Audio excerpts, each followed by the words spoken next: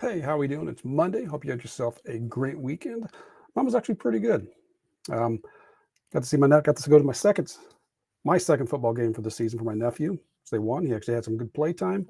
Saturday did some work. Sunday I did something I haven't done for quite a while, which is normally I do some type of work, but I didn't. I did one small thing.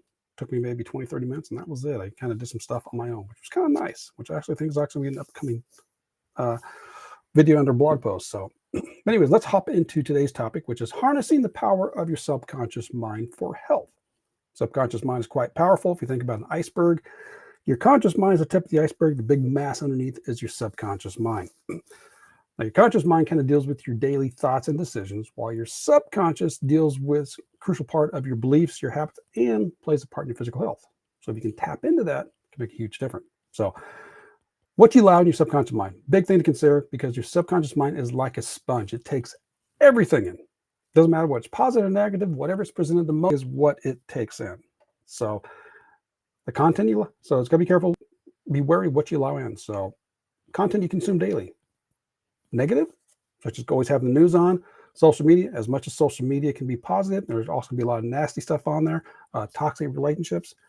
If you're around those all the time, it kind of seeps into your subconscious, which can start resulting in anxiety, stress, or any type of other health issues. But for better health, you want to make sure and allow yourself to be around positivity, people that uplift you, joyful activities, things you enjoy, motivating and inspiring content. Keep doing that. Allow the positive stuff in. It's going to gradually start to replace those negative patterns. Another thing you can do, power, is visualization. We talked about that a number of times in here. Very powerful tool. And when you do visualization, you want to vividly imagine something using all of your senses. Your subconscious is going to start to accept that because your mind doesn't know the difference between what is real and what is vividly imagined. So you can imagine yourself in a state of perfect health, feeling vibrant, full of energy. Picture your body healing itself, even down to your cellular level. This is something that Dr. Joe Dispenza did. He was involved he was in a bicycle race and was involved in a major accident. He's a doctor of chiropractic. Now, if he would have been the patient, he was suggested what his colleague did was to go through and do the surgery. But because he was him, he goes, I had to do something different. And he was able to visualize himself and actually healed his spine. Another way to visualization is if stressed out. Picture yourself in your favorite place, whether it's on the beach, whether it's in the forest, wherever that might be. You can take a few moments to visualize yourself there. And again, using all of your senses, and it will start to calm yourself down. You can start to release the chemical stuff and start to promote a sense of relaxation. You're actually there in the involvement. Another aspect is what we've been talking about here is the positive thinking. Direct influence. Very important to harness the power is to have positive thinking, which, as goes back to what we just talked about, which is what you allow into your subconscious mind. And it's monitoring your internal dialogue.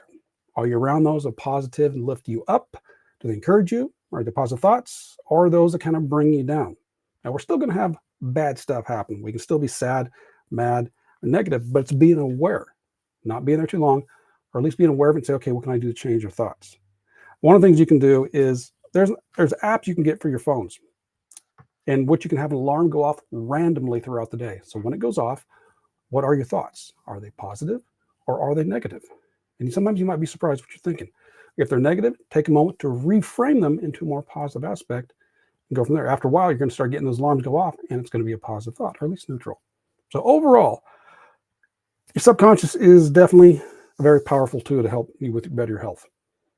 Making sure you be aware of what you let into it, use visualization to your advantage, and have the positive thinking. And part of this also is making sure you do repetitive, which is one of my teachers. She goes through and has us do some visualization on what we want our future to be like. And it's recommends doing it 20 times a day, which you can set an alarm on your phone that every 45 minutes it goes off. You take a moment, visualize what you're looking for, and then go on through your day. And so every time it's repetitive. That's one thing, is the repetitive motion. The more you go through and do the positive aspects, the more you realize, let the good things in, the more it's going to happen. All right, so that's what I got for the day. And if you want some help on any of this, get yourself started in the process. In the description, find a link to my Facebook group, some free trainings there. So have yourself a great day. I'll catch you on the next video. So take care and balancing to you. Bye-bye.